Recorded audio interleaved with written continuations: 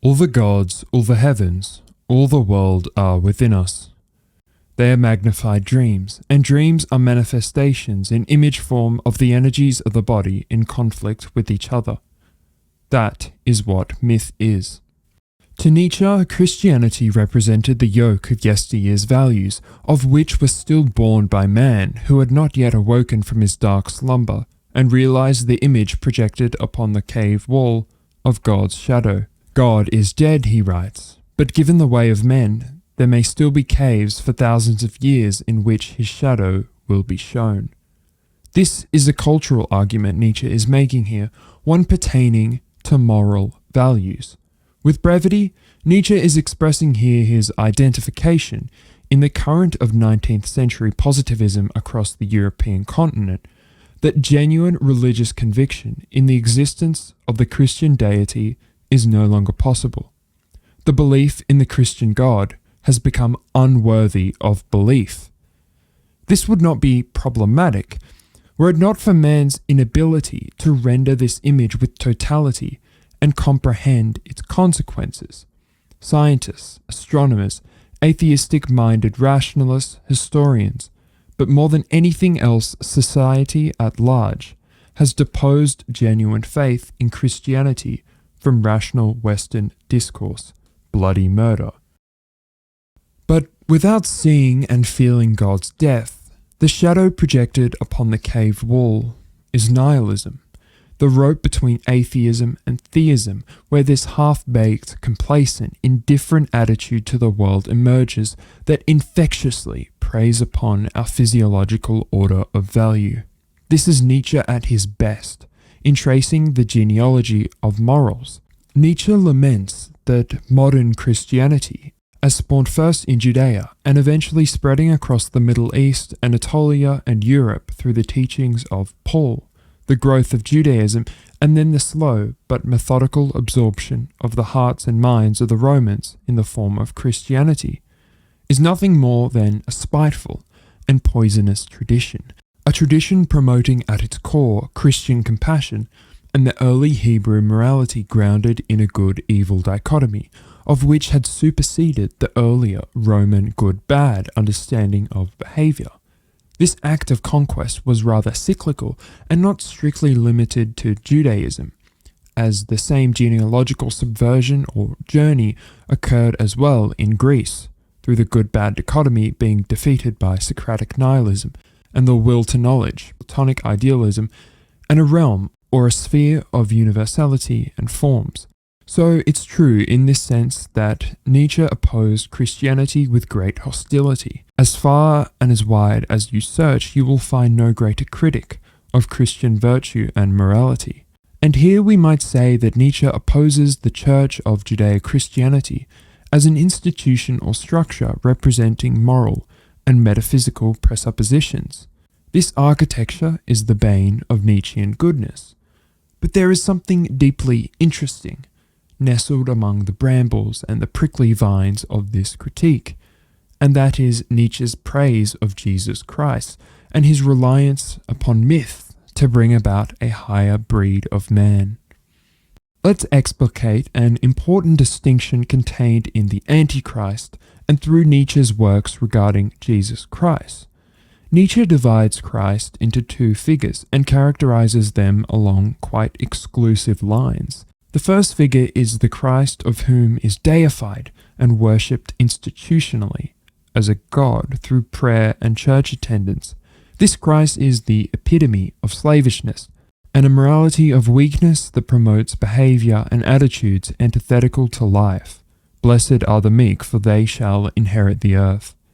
This figure stands against Nietzsche's second Christ, we'll call the Christ of Nazareth, who is the historically documented figure that lived and breathed and was mortal.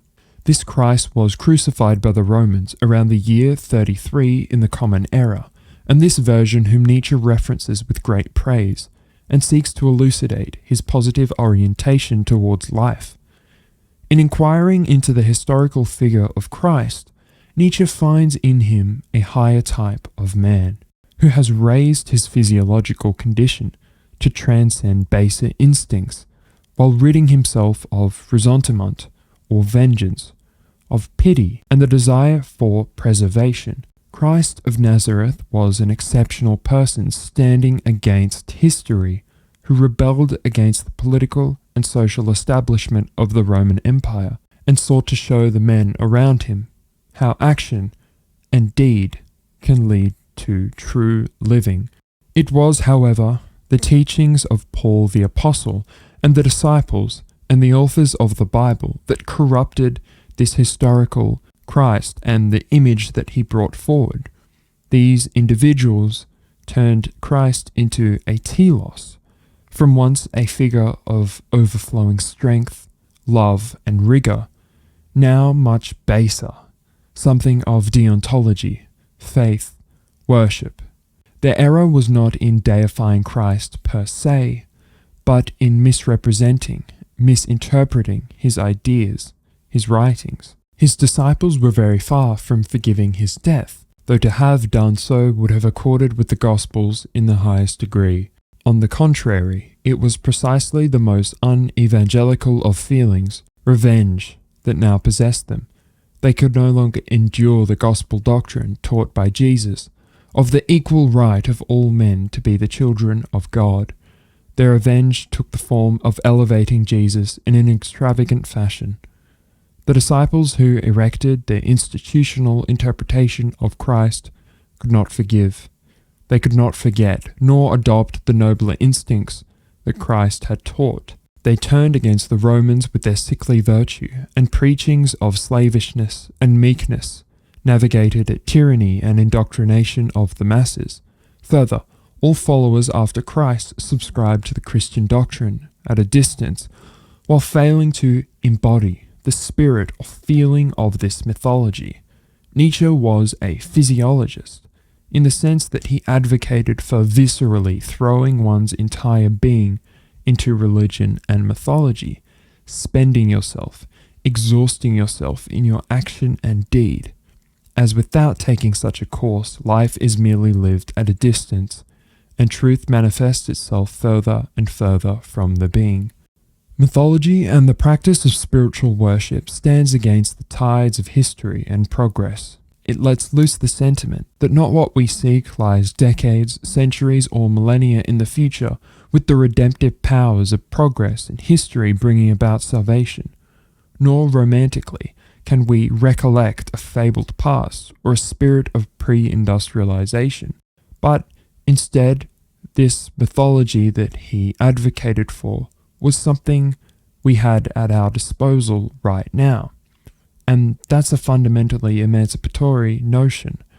I don't want to soften Nietzsche here, I want to give an honest account of him. And as I read it, he is an individualistic segregationist.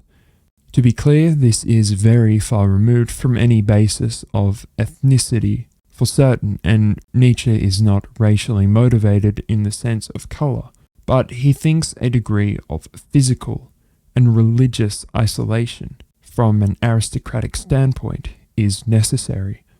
His future legislator, of which I speak into detail in this video, will sound out mutually independent ideas and avoid broader notions of ideology to erect his own religious conviction, injected with passion, art, and high culture, something akin to but not the embodiment of the Übermensch. This figure will use action and deed to rebel against the political and social establishment, and almost as a symptom of their overflowing love and strength, they will accumulate power to move and shake all those around them.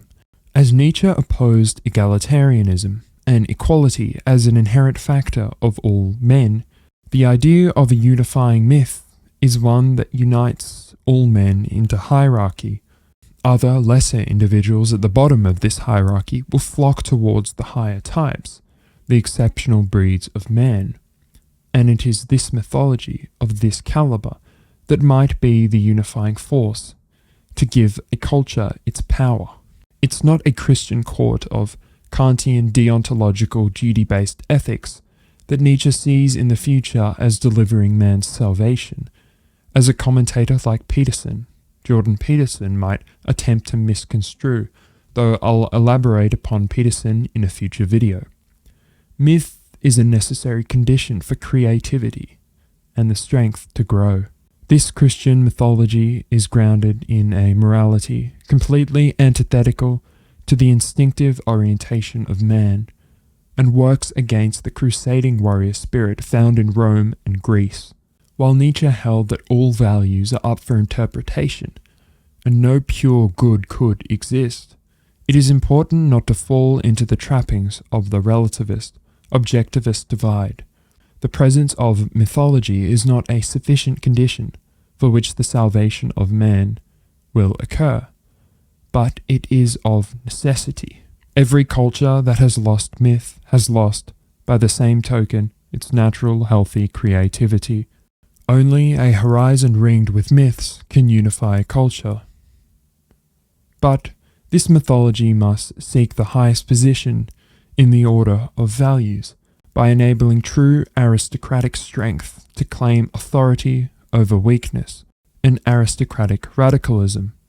It is isolationist and exceptionalist, beyond behavioralism, and simply avoids relativism at all costs. The sounding of such prophetic words might prey uncomfortably upon modern egalitarian ears, but Nietzsche contended without picking up the sword.